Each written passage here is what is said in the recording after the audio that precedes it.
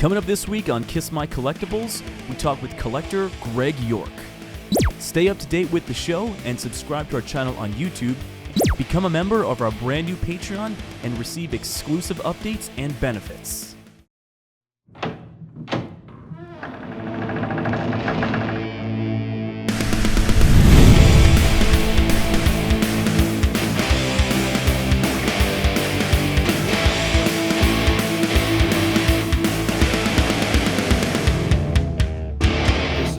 Kiss My Collectibles podcast, but you knew that. Hello, I thought I'd do something special today. What I thought I'd do is show you a few of the things that if, say your parents had bought you some Kiss stuff in the 1970s for your bedroom, this is kind of what you could get. First of all, what I've got for you is to show you the great Kiss sleeping bag. Let me show you this. This is a beautiful piece. Lovely colours in this.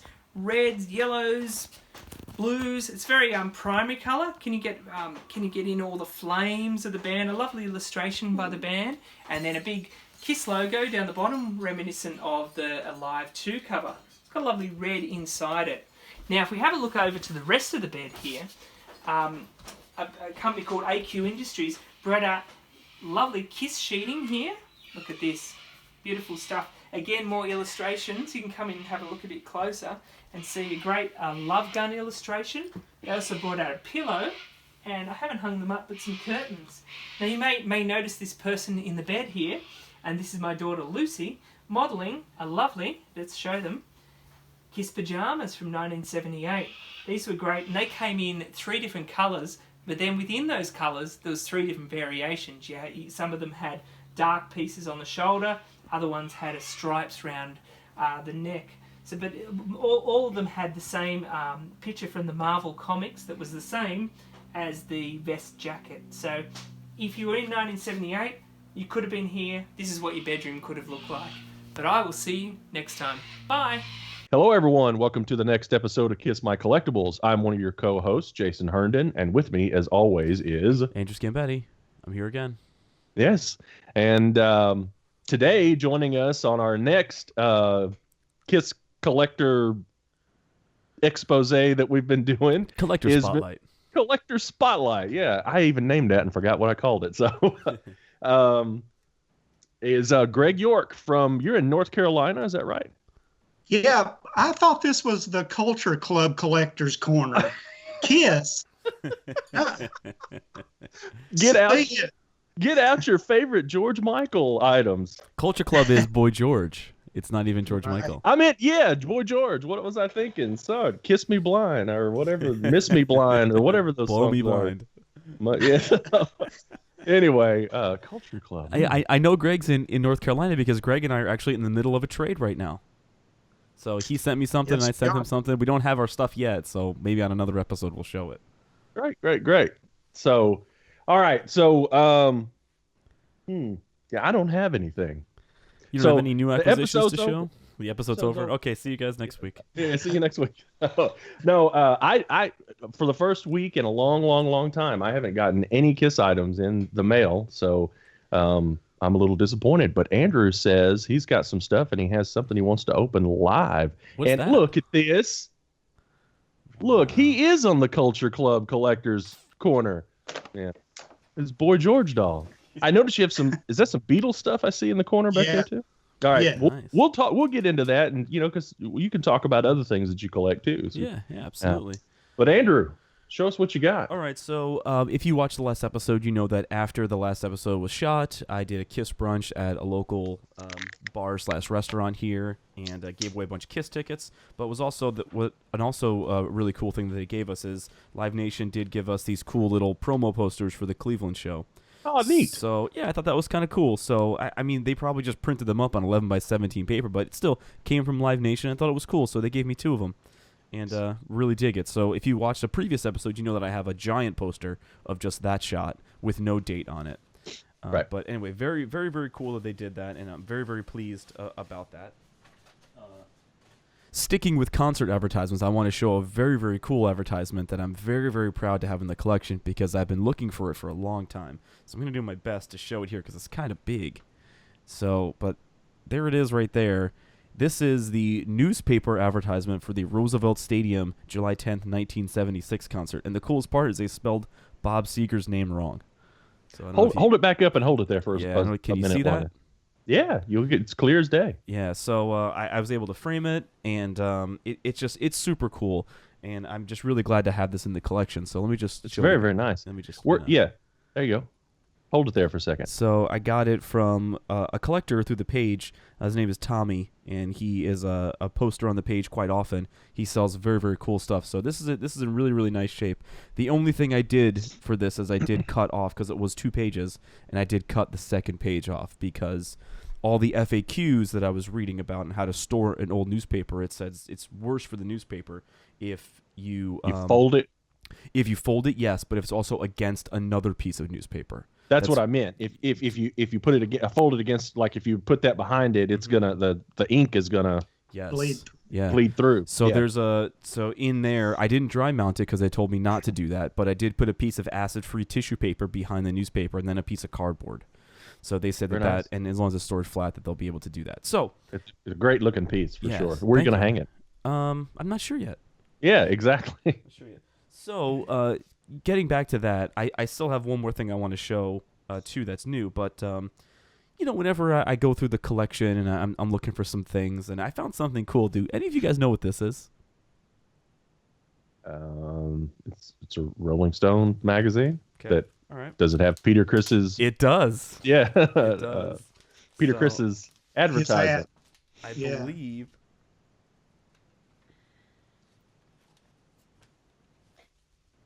I'm gonna try and find it here best I can, because this is also very brittle. Anyway, so I'm looking at it right here. It says the classified ads, experienced drummer. It's right here on the like you open it up and it's right there. I'm not gonna open it up, but I do have it. Yes, This that's a very cool This piece. was the key to Kiss, and that was the key to Peter Criss. So for those of you that are looking for this one, it is the East Coast version of Rolling Stone, and the date on it is August 31st, 1972. Very Your cool. corner is very folded up when you put it in. Oh yeah, I see that. Way to go, ruining it. So I'm not going to. It was folded previously, so I'm just going to leave it out and I'll fold it. Yeah, put it back in when you got Time. Okay, so concentrate. lastly, fans of The Greatest Show on Earth have been extremely supportive of the film, and a guy by the name of Marco from Helsinki, Finland, said that he loved the film so much, and he knows that I was looking for something, and he sent me a package. So I told him I would open it up live on the air. So I just picked this up yesterday. I haven't opened it Nice. up. I don't know what he sent me, but I You guess haven't done a live opening on the show since the great debacle of 2016. Yeah. Yeah. Yeah. So that was actually pretty funny. But anyway, so I don't know what Marco said that he said he just saw a page, something I was looking for, and he sent it to me. Anyway, so I told him I'd open this up live on the air. Live on the air. Do it live. This shit We'll do it sucks. live. This shit sucks. I'll write the damn thing and we'll do it live. What do you mean play us out? What does that mean? I don't know what that means. Jeez.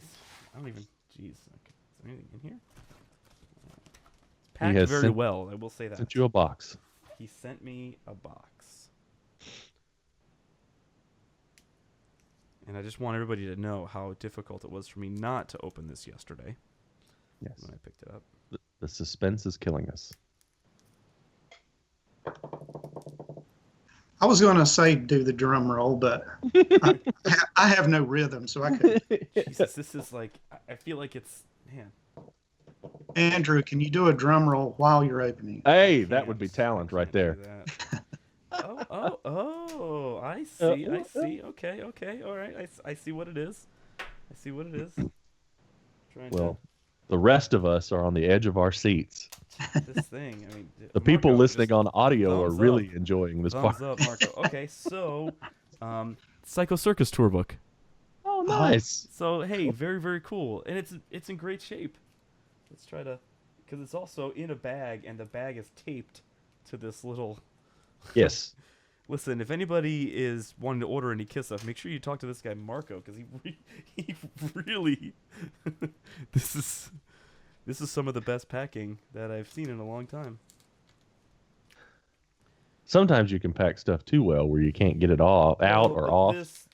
I mean, you could clearly see where he taped everything. Yeah. But, so it's not like it wasn't hindering anything. All right, cool. We got it out.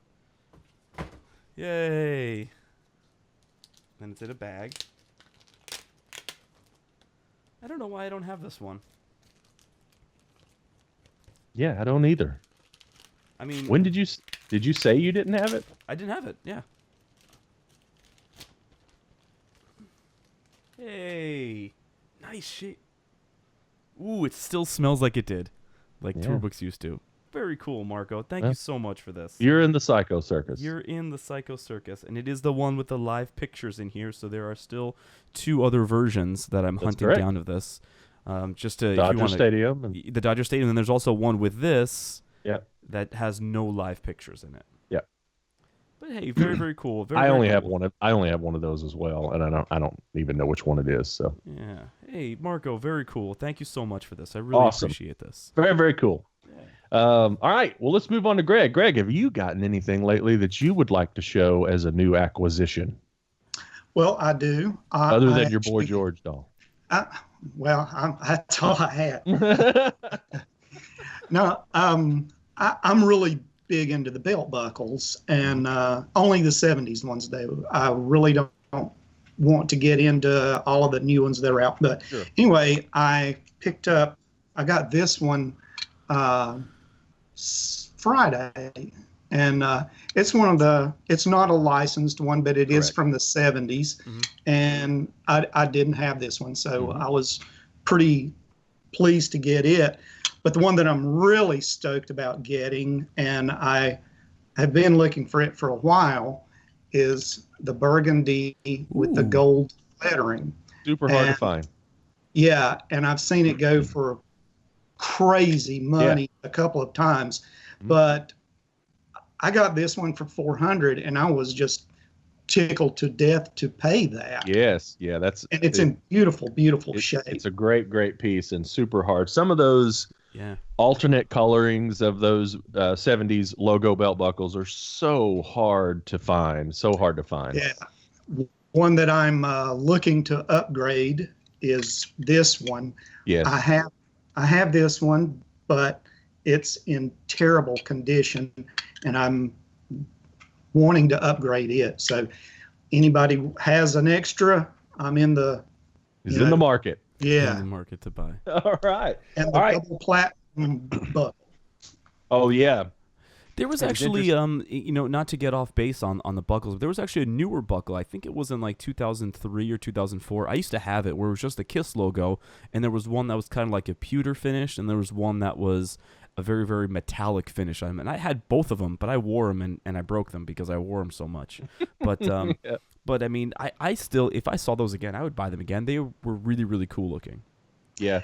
I remember a couple of, probably more like 3 or 4 years ago, there was one guy that put up like 3 or 4 of the double platinum silver belt buckles and sold them buy it nows for like dirt cheap, like $50 or $60 or something like that. Wow. And Danny Dabbs got one, and I'd love to get that from him, but yeah, he scored big on it. So yeah, I mean, they were super mint, super mint. You see the brass ones, the brass logo ones, Right. Yeah. Many times they're very worn and tarnished. That's the word. They're very tarnished, not varnished. They're very tarnished, and I believe there's a really nice one up right now on eBay. There is. Yeah, for pretty cheap, like $150 or something like that. Right. Yeah. So. Anytime but you anyway. anytime you mention Danny Dabbs, I'm also going to mention how parched I get. I need to drink my jeans. Please don't do that every episode. No more. Yeah, whatever. You mentioned Danny, and I was like, man, Danny has been mentioned on this show so much that we're gonna have to have a series with him on it, not just one episode. Hey, man, he's my good friend, and Dude, he's and a great guy. lifelong mentor. I can't not mention him, So He's a great guy. anyway, so let's get on to talking to Greg about Kiss and his collecting habits and his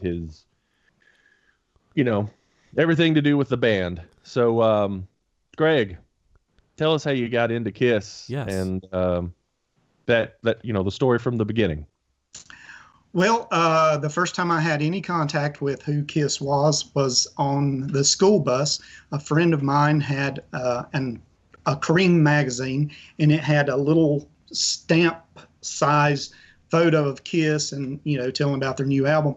And I thought, wow, what was the new album at the kinda, time? do what? What was the new album at the time? The first one. Oh, okay. Okay. The debut. Yeah. Wow. Yeah. And anyway, I thought, that's pretty cool and everything. I was like, God, 13. When did the first album come out? 74? 74.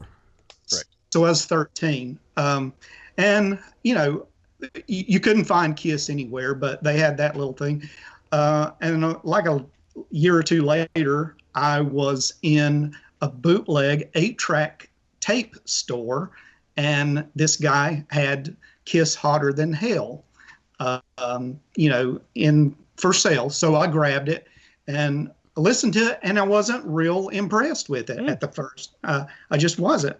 And then later, when Destroyer came out, a friend of mine was at school, and he had a cassette of that he had recorded from his album of Destroyer. And he's like, Greg, you got to hear this album. And I was like, well, I'm not really into Kiss. And he said, oh, you got to hear this. And so I did. And I was blown away the very first time. I just loved it. And wow. I go out and get my own Destroyer 8-track, and from there on, I went back to the other ones and, appreciated them more after that. And at this time I was 15, and my uncle was over at our house, and Kiss was coming to Charlotte, North Carolina. And I, just mentioned, man, I would pay somebody, I'd get their ticket if they would take me to the Kiss concert. And my uncle said, well, I'll take you. So I go down to our record store and buy 2 tickets for $7.50 each. Oh, the good old days. Yeah. And, I experienced Kiss Destroyer as my first concert. Wow. And, I've just been to every one of their shows after that up until they took the makeup off. I kind of lost interest for a while. Interesting. Okay. But so I started. You saw every show from Destroyer up until Creatures of the Night. Did you see Creatures of the Night? I had tickets for Creatures of the Night, but they canceled, and so I did not get to see Creatures of the Night.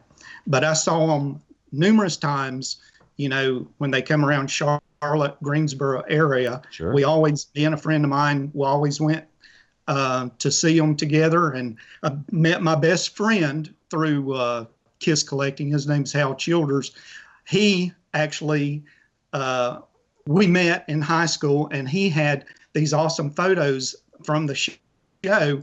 And a mutual friend told me about the picture. So I go hunt Hal down, and he has these photos. But not only does he have these cool photos, he caught a towel from Peter Criss. Oh wow! Yeah. And he had. So when he sang Beth, he threw the towel out, or was it during like encores? This was actually backstage. He was off stage, taking a break. Okay. And it was probably during Ace's solo, something like that. He's actually got a photo of Peter like this, throwing the towel to him. That's fantastic. Well, here's the terrible part. We got to be really good friends, and I was just in awe of his Peter Criss towel. I asked him if I could take it home and, just cherish it for a day or two. And he's like, yeah, sure. Well, I had it hanging over my bedpost. My mother never cleaned my room, never. But I walk in my room, and the towel is gone. So I go to her, and I said, what did you do with the towel that was hanging over my bedpost? She washed it. And, of course, all the makeup came off of it. Oh, my gosh. Yeah. I had to go tell Hal about it, and he thought I was joking because we're big cut-ups. He thought I was joking. It took me about 10 minutes to convince him how. I'm serious. Yeah. And so he didn't get mad. I mean, he was disappointed, but he didn't get mad. Well, that's a good friend then. Yeah. Later on, I did a painting. We did paintings of Kiss in high school in our art class. We did paintings of Kiss. Well, Kiss was coming around. We did paintings of them, and we got to the side of the stage up against the railing on Gene's side, and Gene comes back, to do whatever he does, and I yelled at him. I said, Gene, I held the painting up, and he was like, great. And I said, it's yours. And so he had these guys, take it over to him, and he was like, great, thank you, all this. Well, he threw me the towel, I mean, right in my hands to make sure I got it. After he did the blood routine, and it had black makeup and blood on it, he threw it right in my hands. And anyway, when we got home, we rubbed some of the Gene makeup onto his Peter Criss towel, and he was happy again. That's a good story. That's a good story. I enjoyed that. Man, that's great. so cool. So that's cool. You got to have pictures of these. You got to send us pictures of these. You still have the towel? I do not. Really? Did you wash it? Yeah. No. I actually I traded it for some other Kiss memorabilia. I had it for like 15, 20 years, and I was really big into collecting Kiss at the time. I didn't have any proof that the towel was real, so it was my word against anybody else. Somebody really wanted it, and they had some cool Kiss stuff, so I traded, the towel for the memorabilia. Yeah, I've got on the Revenge tour, I've got the Center Strippers Deja Vu shirt that she ripped off and threw out. I was in front row, and that's in a box somewhere. I have no proof that I didn't go to Deja Vu in Nashville and get that off of some chick at a strip club, which I've never been to. I've never been to a strip club in my life. Just mail reviews. Yeah, that's right. But yeah, it's interesting how you get pieces like that you have no way other than, well, this is my story of authenticating that. Well, so, I have an Ace towel that I caught, and again, I got no proof that it's real. No proof that it's real at all. And then I had a blood cup of Gene's that I sold. I remember that. Yeah, and it just, I don't know. I mean, like, not that I wasn't on hard times per se, but it just, somebody else needed to enjoy that blood cup. I didn't enjoy it, But the one thing that I have that I'll never get rid of is my guitar. Maybe I'll show that on one episode. Yeah, I'll show the guitar. Yeah. All right. So let's see. So you didn't get to see Creatures when. Hold on. Back to ahead. that Creature show. Do you still have the unused ticket? That's another sad story. Good question. I had all of my Kiss stubs along with confetti and everything else. Mm-hmm. Somewhere down the line during a move, all of my Kiss tickets and my confetti got lost. I do not have any idea. Oh. I mean, I had really nice, Kiss logo tickets. So what was the show? What was the show that was canceled? Because let's just see if there's maybe one on eBay. It was Asheville. That's what I did. The one Kiss ticket stub I didn't have was my first show, which was Creatures in Nashville, and I didn't. I think I showed this just a couple of weeks ago, but I didn't. I didn't. I was 7, so I didn't know to save ticket stubs. So I got one on eBay recently of the Creatures show. It's not my seat or anything, but I got a ticket. So there you go. So while Andrew is looking for that, and we'll get back to 70s in just a second, but I was curious. You said you lost interest when they took off their makeup. Well, how did that transition happen? I mean, did you like see the Lick It Up video or see the unmasking on MTV and was just like, I'm through with this? Or how did that transition go? Because see, it's an interesting. I love talking to people on the show of all different ages, especially when we get to the generations that were old enough to appreciate Kiss in the 70s.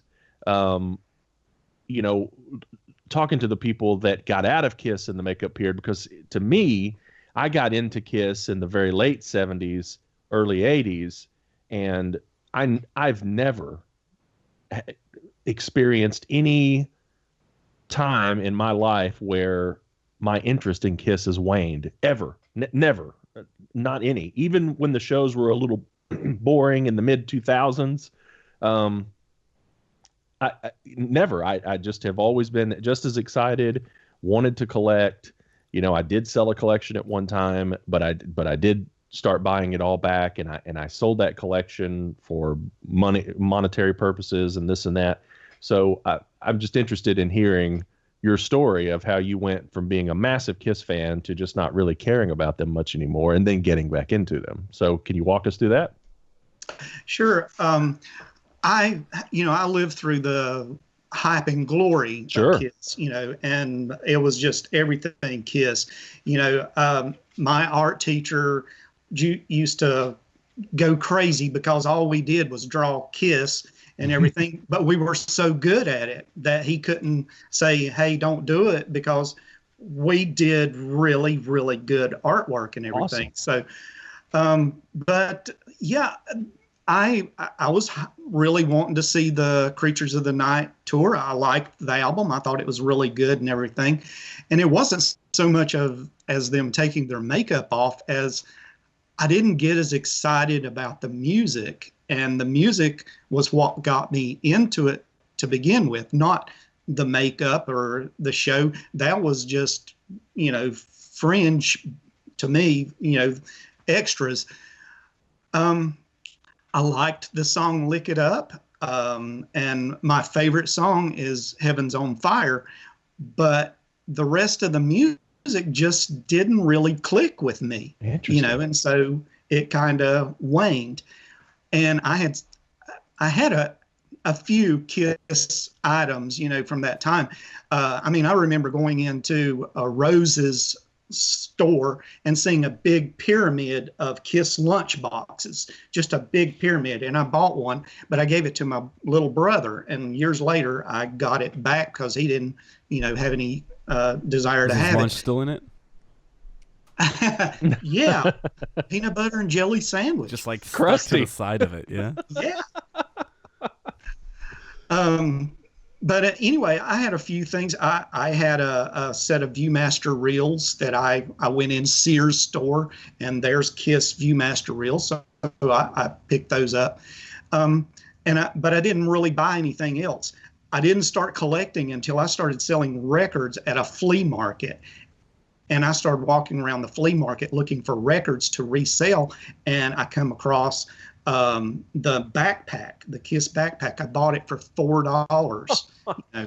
Yeah. A couple of Rock and Roll Over belt buckles. Got those for $3 each. And then what year would this have been? This was 87. Okay. 87, 88. And then people started bringing me Kiss things that I didn't even know existed, and I thought, well, this is pretty cool. I'm going to keep this for myself. And then I started picking up, one of the collector magazines that I Goldmine maybe. Sure. Started looking for people. Oh yeah.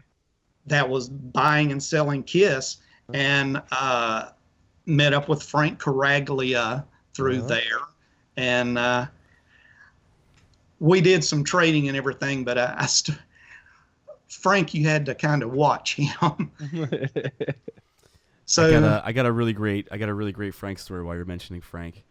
Do you remember in 2003 when right before the Kiss Symphony came out, there was a promotional poster given out through Kmart that it was the Kiss on the red background. It was a 24 by 36 poster. Yeah. Those are promotional for Kmart. Anyway, I knew about this coming, so I got a job at Kmart on the weekends, because why wouldn't I? Just so I could steal the whole roll of posters, which I did.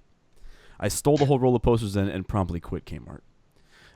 So I had all these posters, and then I went to the in-store. The in-stores, it wasn't a signing, but you took pictures with the band at Best Buy, and then they gave you a signed insert. So I had 10 posters and 10 signed inserts. So I said to Frank, listen, I'll trade you these.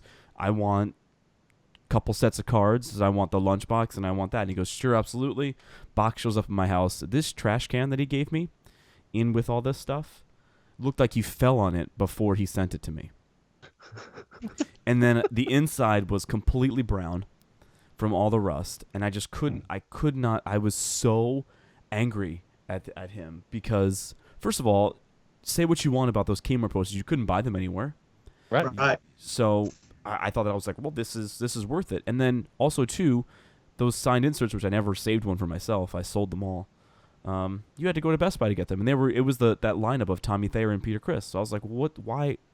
So he made it right later on. He ended up sending me a bunch of junk, but at that same time, I was like, man, I was really angry at him for that. But anyway. Well, you know. He had, he sold a friend of mine a set of dolls in the boxes, and I told him, I said, you just wait. When you get them, you will not have the inserts for those. You know, he will not send them.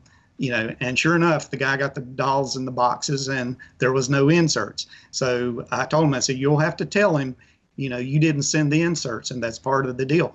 So he did, and Frank did send the inserts afterwards, but he would try to get away with stuff. Oh, know? Yeah. What can you do? So you're going around, you're selling records at a flea market in 87, 88. You're finding all of this stuff. At the time, you're still not that much into Kiss musically. Still? Never did stop loving the old. Of course not. Yeah, I'm just talking about, you know, right. current era Kiss at that particular, you know, Crazy Nights era Kiss.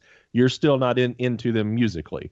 So right, and I bought them. I bought them anyway, you know, hoping that it would be like one of the albums that I grew up with, but it just never connected with me. Mm-hmm. And so did anything like when you got to Revenge or loved Revenge? Good. Absolutely loved Revenge. It was the first time that I seen them. Well, the only time I seen them without their makeup. Wow. Was the Revenge tour. Interesting. Yeah.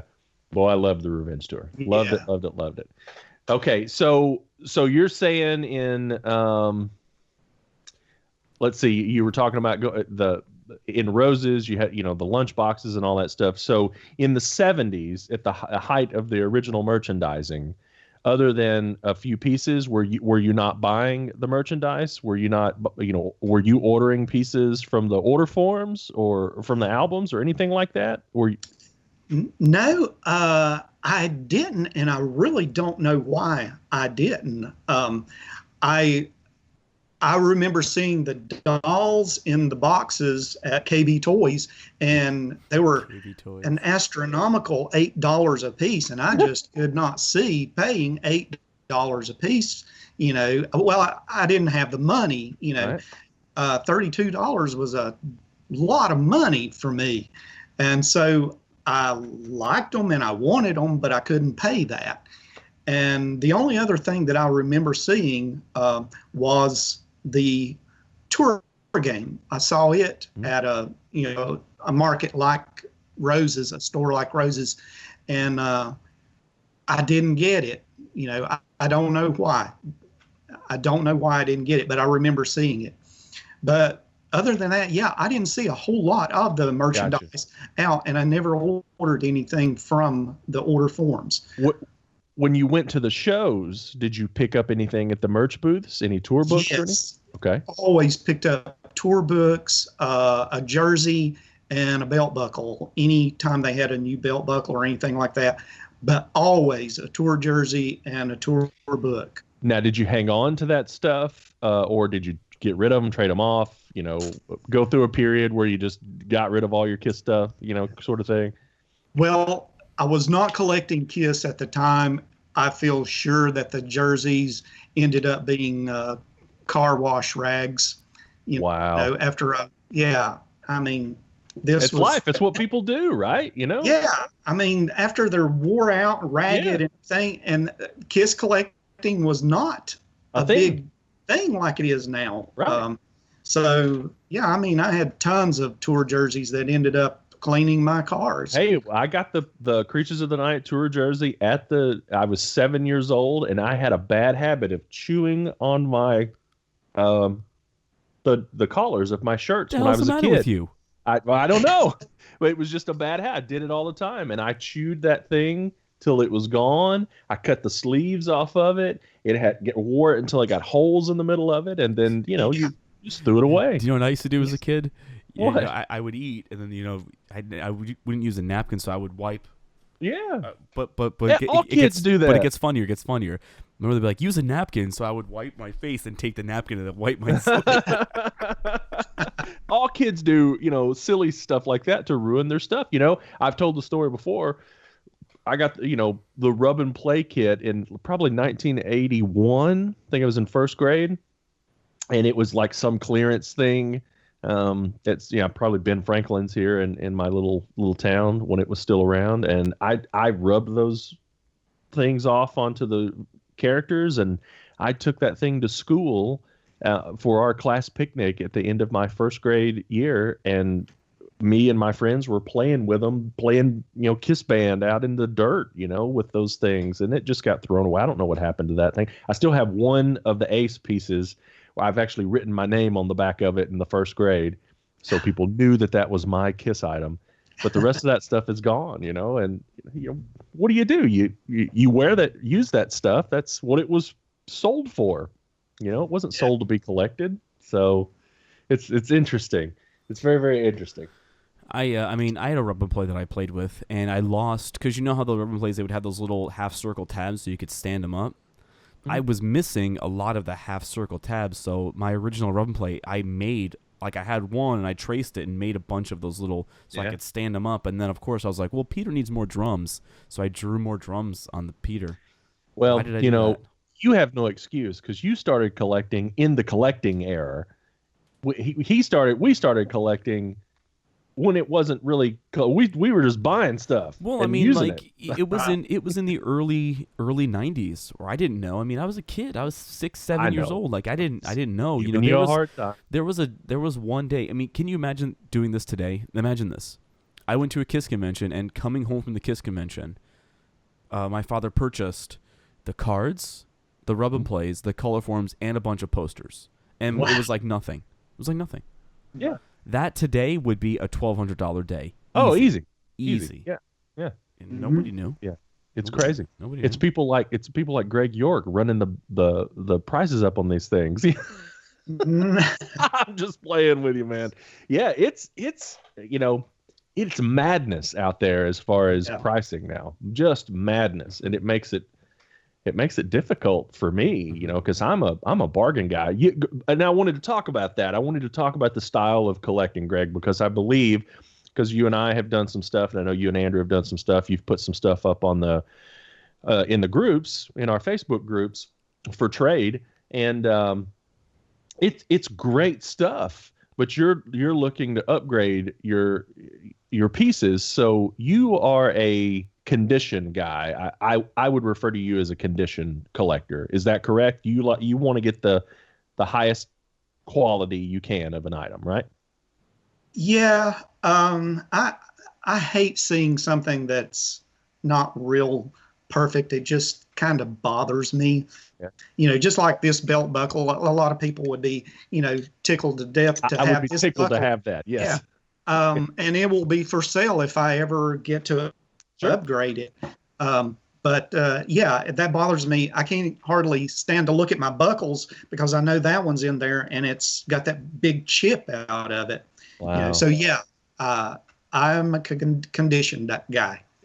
I mean, that's great. I mean, to each their own. You have to do whatever suits your budget, and of course your OCD. We're all OCD to some degree because we collect things. Especially Andrew, he's OCD massive. But we all have our own little OCD things. And I'm not necessarily a condition guy. I'd like to get the best condition stuff as possible. But if it's a $1,000 item or a $600 item that I can get in good condition for $300, I jump on that. That's probably where I land. I land in the middle there. I don't want it to be trashed. Yeah, I don't want it to be trashed either. That's what I did with that buckle there. I bought it because I didn't have it, and I paid too much for it, but I had to have it to make try to make a complete collection.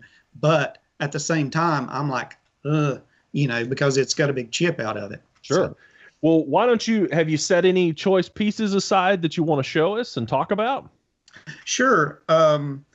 one thing I really like, and a lot of people will go, but I like all three of the Viewmaster items. Me too. And I wanted to get the projectors for each one. Absolutely. And so here's the show beam. And I've not seen a yellow projector. I only see the red ones. I haven't seen a yellow one. That's, yeah. Yeah. So even a red one is on the box here. That's right. You know.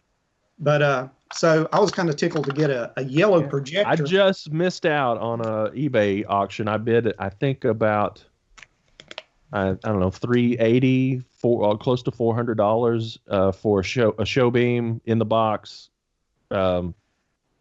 And the Viewmaster show beam in the box and the projector, and I think it went for like $425 or something like that. I was very disappointed. So explain to me, what's the show beam? You have like there are slides in the show, because like, I mean, I had the Viewmaster, so I had that. It's a cartridge that you just load the cartridge right here, and you click the button, and you show it on the wall. Yeah. Oh, yeah, they're very cool. Very cool. And I just want to point out that if you have a search on your eBay, and I don't want to, give this away, because people search for Kiss all different ways on eBay, and a lot of times people are just searching for Kiss show beam, or Kiss Viewmaster or whatever. But I just have a one setup that just says show beam, Viewmaster show beam, because you'll find people selling lots of these things. Correct. And sometimes there will be a Kiss one thrown in there, and you'll get it for $30 or something like that, So, exactly. But anyway, I hate to give that trick away, but if you notice do what? You get right. But if you notice, all the other show beams are not expensive at all. They're $10, $15, $20 pieces. We are talking about all of the Disney characters, and then Spider-Man and all that stuff. None of that stuff is expensive. None of that stuff is expensive, but that Kiss one, out the window. Let me give you another little hint. Okay. If you have a 12-inch Mego doll that is screwed up, a leg broken, an arm broken, the Spider-Man 12-inch doll is the exact body, same. Really? Body. Yes, and you can pick them up for like $20. Pop the head off, put it on. You've got a perfect Mego Interesting. doll. Yes. I didn't know that. I didn't know that. Here's the projector and the double view. The double view. Mm-hmm. Yeah. Also stupid expensive to find. Yeah. And believe it or not, the last one that I was able to get was the viewfinder for the actual reels. So, I was excited to, complete those three things. And the other thing that I really like, I kind of like trinket type items, the belt buckles and that. But you guys have seen me post these on, is it Glare? And that's the original. That's where the soul album colors came from. Those are beautiful. Those items. So for the audio-only listeners, he's showing the signature necklaces from 1978. Thank you, Andrew. What we were talking about is within those signature necklaces, the backings are really similar. They just have different text on them, and the text colors is the first time that each member of Kiss had their own color associated with their character. So, where did you run across those at? Did you trade for them? Did you purchase them? Yeah. Actually, I'm going to real quick. I've collected like 3 times. One time I collected back when I was at the flea market, and I needed a new vehicle. So I sold my collection and was able to buy a 4-wheel drive truck cash, paid for it. I did the same thing. Yeah. The second time I collected, I had everything. I had all of the little photo jewelry that you see in the ads. I had all of that. I had the necklaces, pretty much anything. And what time period would that have been? That was not 99 to 2001, something like that. But and then I had a bad experience backstage, and I went home the next day, and started putting everything on eBay. I was just so sick that I put everything on eBay. I hate that. I hate that. Yeah. The next time was I'm good friends with John 5, and John got a lot of my high-end pieces that I had kept. I kept the belt buckles from, when I got ticked off. I kept the belt buckles and a few other things that I just like to look at. Anyway, I did some trading with John 5 and got some of his stage-worn clothing, a guitar, different things. Anyway, a guy saw that I had all this John 5 stuff, and he started bugging me to trade him John 5 stuff for Kiss stuff. And that's how I got the necklaces. He started offering me these high-end pieces that you just cannot find. Right.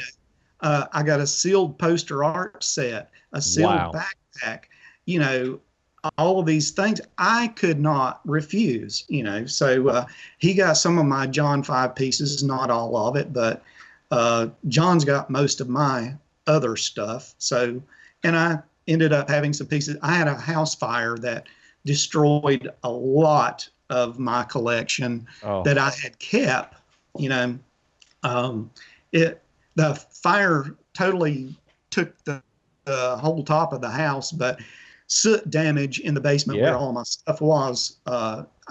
If air can get into a place, soot can get into it. And I was throwing away 1964 Beatles items because it was so covered with soot. Oh my God. You couldn't see it, So anyway, this guy wanted some John 5 stuff, and he had this awesome Kiss stuff. So I started, picking the stuff up, trading with him, and I'm hooked again. Unfortunately, in the most expensive time to collect. Exactly. Yeah, but you watch, because it was really, really expensive in '96, and then it dropped. It's gonna drop again. It is. It's gonna drop again. Well, the thing that sucks, you kind of hope for that if you're still looking for stuff, but the part that sucks about that is, people like Greg who started collecting again, and myself who's trying to buy these missing pieces in their collection. People that are spending all this money, if it does drop again, our collection values have dropped. And not that you collect necessarily for value, but you certainly don't want the bottom of your collection dropping out. I agree. Well, here's what's going to happen. Here's what's going to happen. You're going to get the people that they see the end of the road happening, and they are going to sell off their collections, and the market is going to get flooded with stuff that's never been on the market for a long time. And then that's what's going to cause the dropout. You heard it here first. That's going to happen. I've definitely seen some rumblings and discussions in our groups about major collectors saying they don't know, they don't trust that the items will hold their value after the band is done. Look at Beatles. Right. And when you do that comparison, people say, well, Kiss isn't the Beatles. And Kiss isn't the Beatles. Mm-hmm. But Kiss is one of the most merchandised rock bands of all time. Mm-hmm. So I don't see how it doesn't retain its value, at least through maybe your generation at an older age, Andrew. Mm-hmm. When you're 60 years old, it's another 30 years. I know it's another 30 years. I still think there's enough generation out there to keep interest in collecting this band for, at least my lifetime. But a lot of people don't see it that way. A lot of people see that when the band goes away, that the value goes away, and now is their time to cash in, and maybe we will see the market get flooded. Who knows? The market is I really feel that the market's going to get flooded. Probably late 2019, early 2020, you're going to see the market starting to pick up again.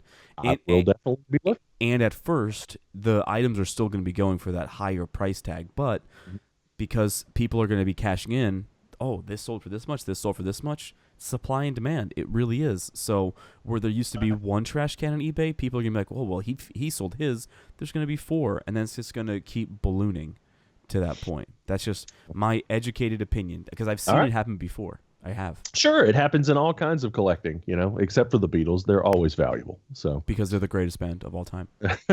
So, all right. All that stuff. All that stuff. So, what else, you got other choice items you want to show, Greg? No.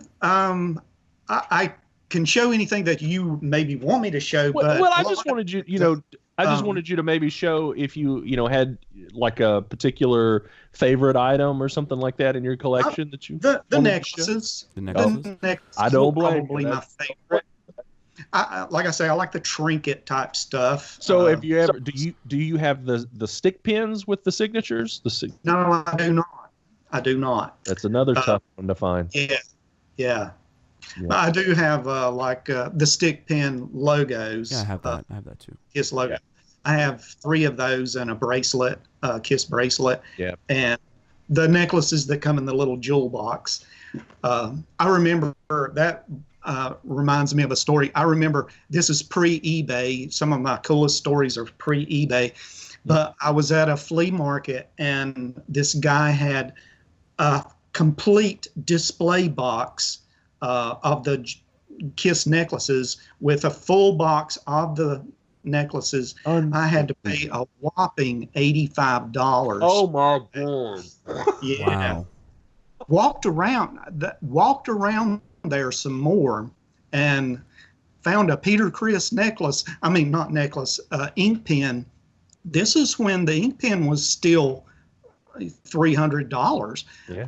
The guy had the ink pen $10. Unbelievable. Mint on the card. I told him that was too much. Yeah, because it was Peter Criss. Yes. So I assume all of that stuff went when you got upset. Was that part of the stuff that went when you? Yeah.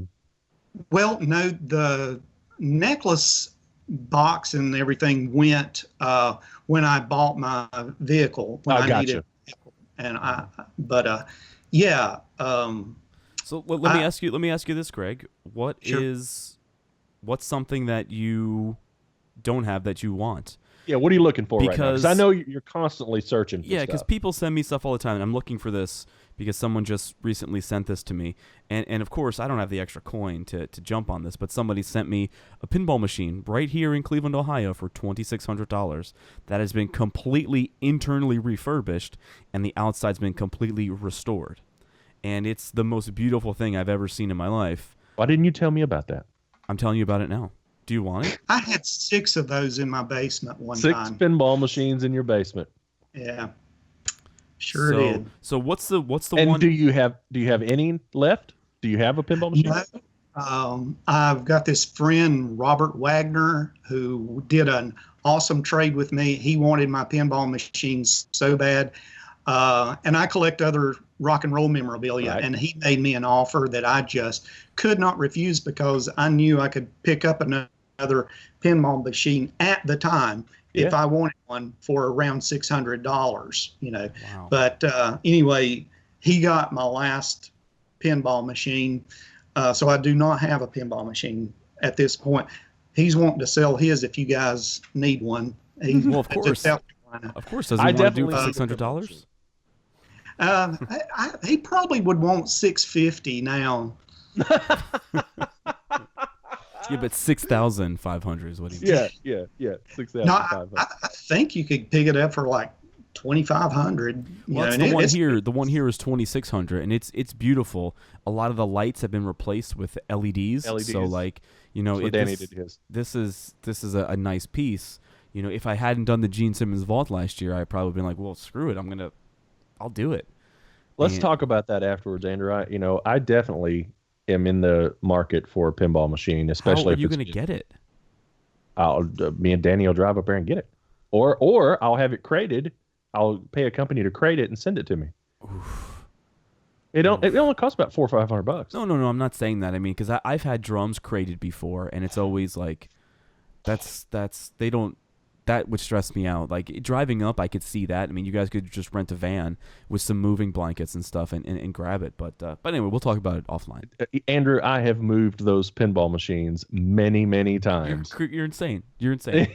So trust me. All right. So we didn't finish Andrew's question. Andrew had asked you, what are you currently looking for that you really want to get your hands on? The double platinum buckle. I just love the buckles, and the double platinum buckle is.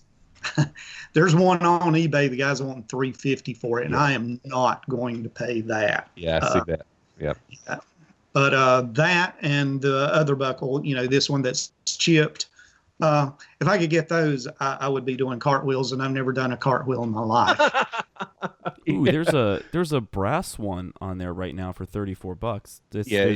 There's a mark on the K though. Yeah, but it may not be authentic, and it probably is tarnished. Brasso works great on them. Yeah, that's true.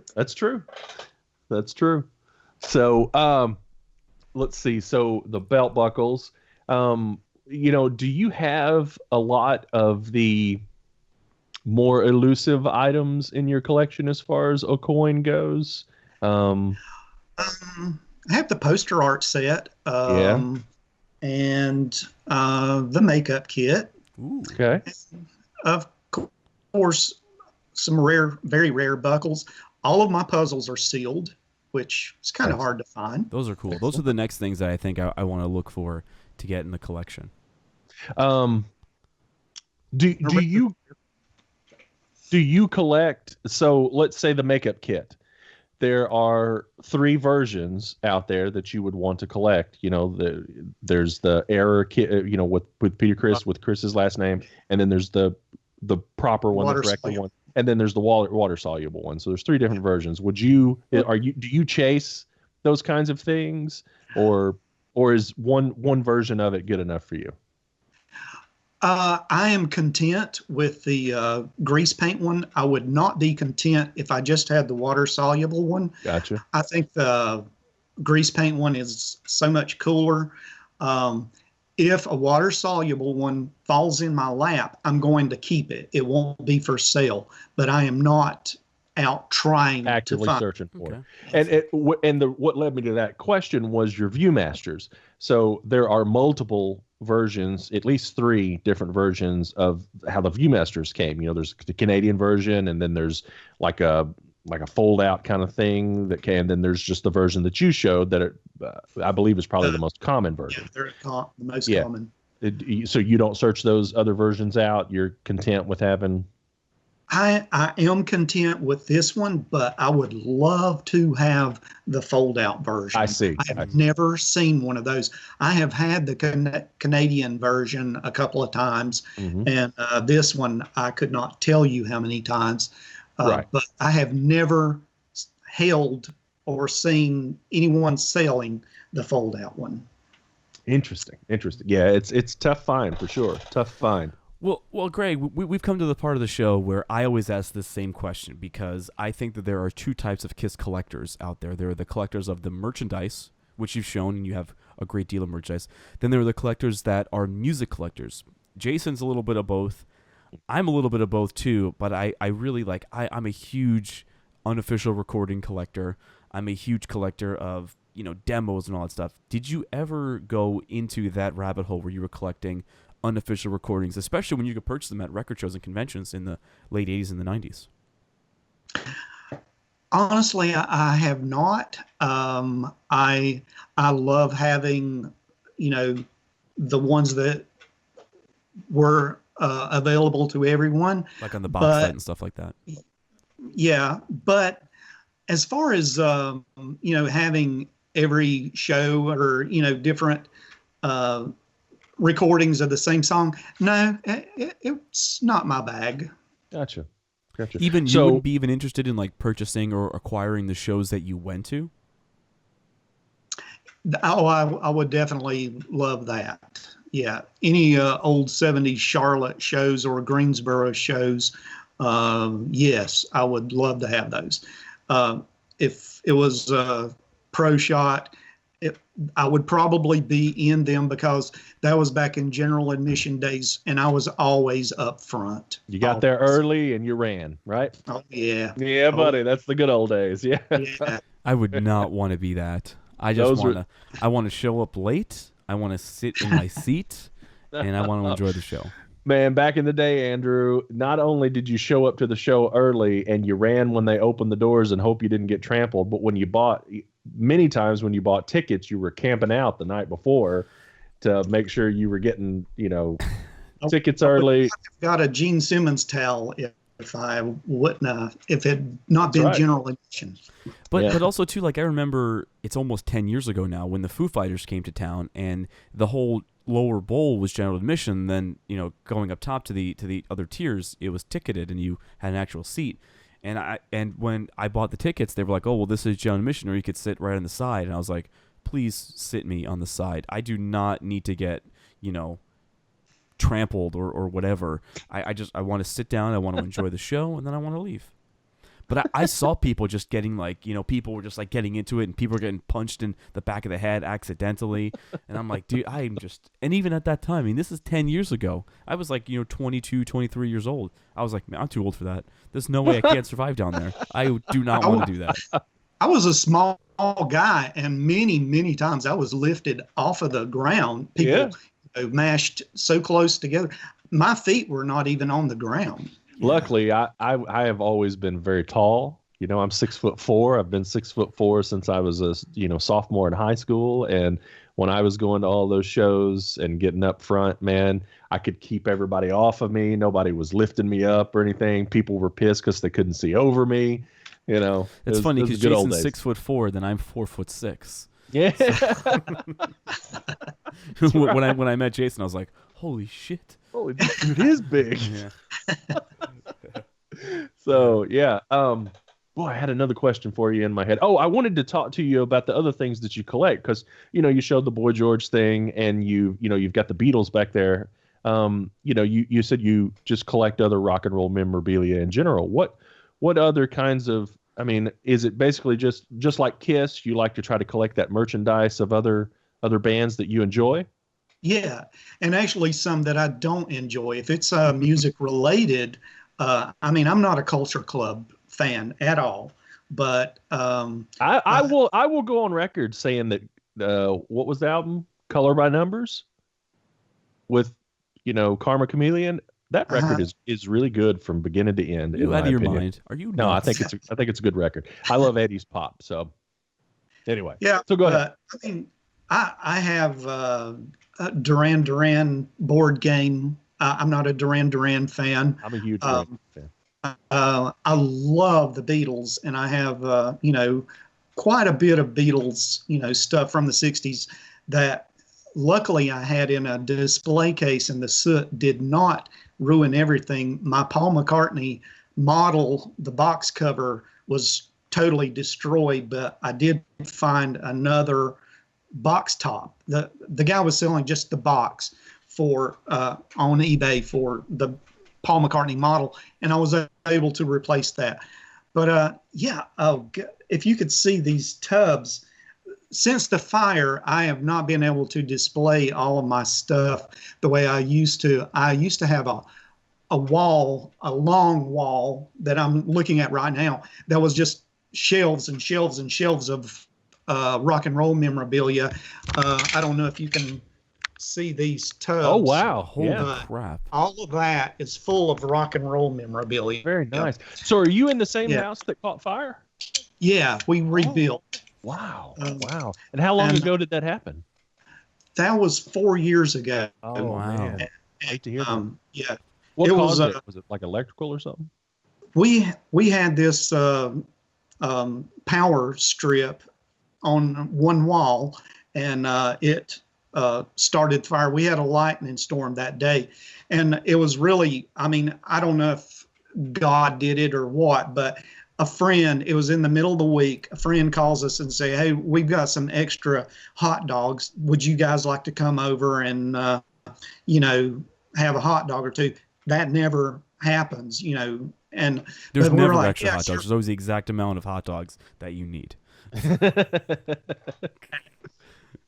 So on the way out the door, I turned to my wife and I said, "Hey, do you want to take Macy? That's our dog." And she's like, "Sure, yeah, let's take Macy." So thank God we took Macy. We were gone maybe an hour and a half. We come back and there's all of these fire trucks and everything lined up down street. And I'm like, oh no, somebody's house is caught on fire.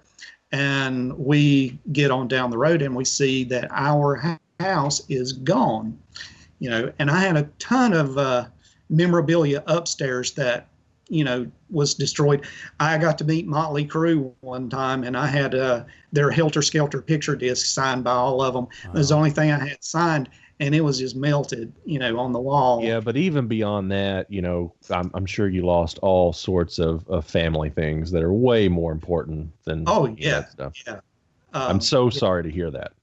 Well, I appreciate it. A couple of my rock star friends found out about it, and they, like Piggy D and John Five from Rob Zombie, they sent me a bunch of stuff. And Bruce Kulick found out about it. He sent me a lot of items, and it was everybody kind of came to my rescue and helped, gave me a few things to restart.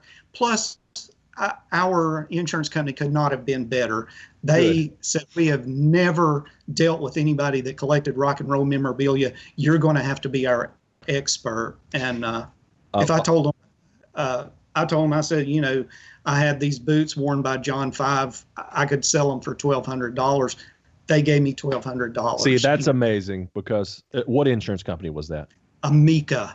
Okay. AMIC. Never heard of. Never heard. They're probably Never heard local. of. They're probably See, local. that's amazing, because I can almost guarantee you, if it was someone like State Farm or somebody like that, they would say, no, you get Exactly. whatever the original Like value 10% of of the value. Right. And yeah, it's very, very tough to insure any kind of collectibles, without paying an enormous premium. So, well, Amica is a big insurance company, and I would definitely, and I'm not trying to do a commercial for them. No. If you're a collector, they are wonderful. That's right. Some items that were Quit. Not trying to do a commercial. Some of the items that were just soot damaged, they even paid to have this company clean them, professionally clean. Wow. So they couldn't be better. They could not have been better. Well, I guarantee you, they just made a customer for life with you, right? They did, and I tell everybody about them too. Yeah, that's great. That's great, and I, have no issue with talking about them. Oh, wait, Andrew, hold your question before I forget, because I've forgotten it 3 or 4 times. So you collect KISS merchandise, but since this podcast started as a vinyl podcast, do you collect KISS vinyl in any way, shape, or form? That's something that, a rabbit hole, and I really is. I want one of each of the albums, the original 70s albums, complete with everything. I'm missing a few. I need an originals with all of the inserts. But so yes, I do collect vinyl, but I don't have to have every one different version of. You're not out there looking for 1800 variants that books were written about. Yeah. Got it. Yeah, that was. I'm still looking for one for you, because one of the trades that Greg and I are doing right now, I did send him some vinyl. It wasn't the originals, but I'm still looking for it for you, because I have a first and second pressing of the originals complete, and then I have a Japanese one which is complete, and then I have Canadian one which is not complete, just of the originals is what I have. Yeah. So, I guess my last question on this. And then we could sort of kind of wrap it up here. Yeah. And I ask everyone, are you going to the end of the road? Are you gonna buy a meet and greet? What are your thoughts of this supposed end of the road tour? Well, my wife and I will probably go to the show, but don't think I'm going to do the meet and greet. I've met all of them. Not a meet and greet. I have met all of the members, and got autographs, except for one, and then I went and sold everything. But you know, I've met them and everything, so I'm not really into redoing it again. Okay. But we will probably go to the show, you know, and say our goodbyes to, you know. Yeah. Say your All right, goodbyes Greg. this time, because 19 years ago we Oh, all said goodbye. And Come then on, Yeah. Andrew. They're I'm old kidding. now, I'm kidding. so. I'm kidding. Yeah. So, Greg, is there anything that we didn't touch on that you want to, to maybe cover or say or ask or? Well, no, I think we pretty much covered everything. I mean, I've got 100 stories about collecting, Sure. you know, that, but of course, you know, we're already going over the time, I think. But, you know, there's a ton of stories and everything, and I've really enjoyed doing this show with you guys. Well, I tell you what, let's have you back again, Yeah, and you have let's an open get. invitation. Yeah, let's next time we'll just have Greg's stories of collecting, because it's tough to get it all in. We used to let the shows run over 2 hours, and I still don't mind having that happen from time to time, because when we were doing the vinyl, it would really, really, really get in depth. And when we did the tour book episodes, we had to break that thing into three segments, because I think it was like 3 almost 2 hour episodes each time, so, it gets, you have to be conscious of people that are watching this, but I would love to hear, we have to cover all of your basic stories. Yeah, that's right. What do I have to show?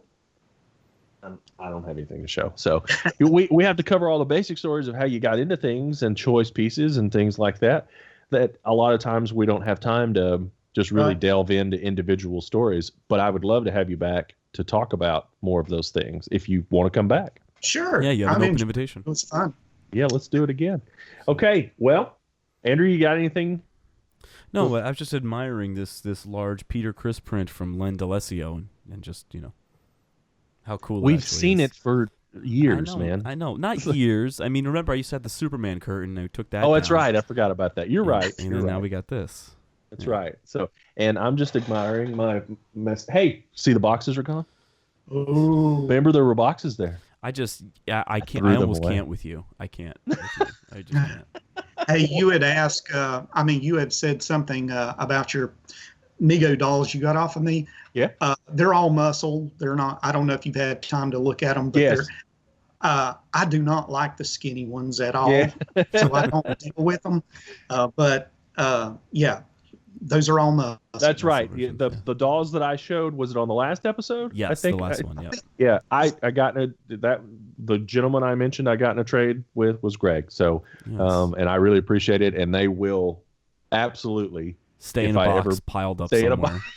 They're right here. They're right here right now with a Just Series 2 bubblegum card box on top of them, and they're sitting on Disgusted. top of a 78 Japanese tour book. Disgusted. Just disgusted.